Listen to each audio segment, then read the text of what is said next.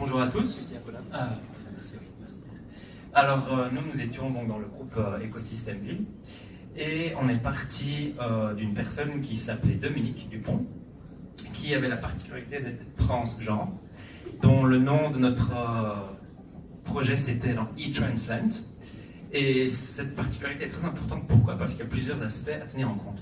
Alors tout d'abord le projet donc, de l'écosystème ville, bon, le dessin est un peu petit, on est désolé, mais on a fait comme on a pu.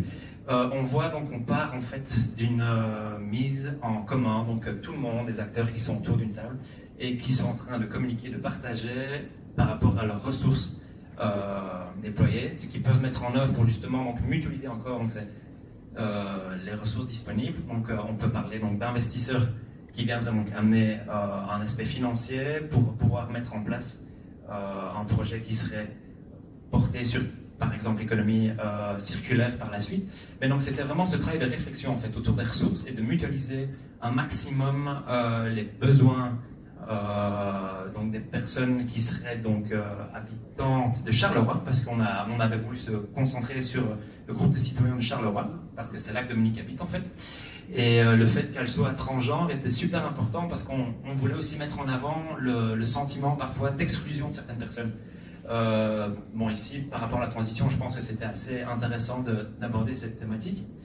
Et donc, on voulait avoir donc, vraiment ce projet qui porterait autour de l'inclusion de plusieurs personnes, que ce soit aussi au niveau de l'intergénérationnel. Donc, c'était donc mutualiser toute une série de services, de besoins, mais qui serait fruit en fait de réflexions communes, donc une table ronde ici. Et donc après, donc, la deuxième étape donc, de notre projet, c'était quoi? C'était vraiment de mettre en œuvre en fait toute une série de projets qui seraient vraiment donc, répondant aux besoins des personnes qui auraient participé à la réflexion.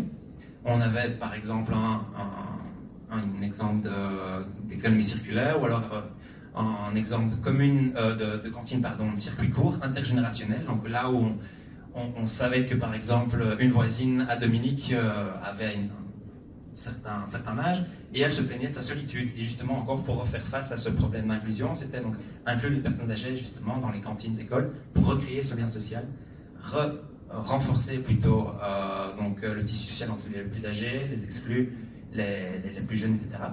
Et ce qui nous paraît c'est très important, même capital, c'est en fait la communication qui se faisait autour du projet. Donc il fallait toujours communiquer autour. Bon, je suis un peu pressé par le temps.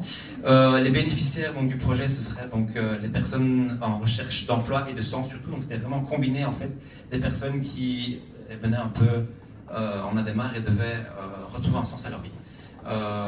Je suis un peu, voilà, je suis un peu court, mais le temps fait que c'est ainsi. Merci beaucoup.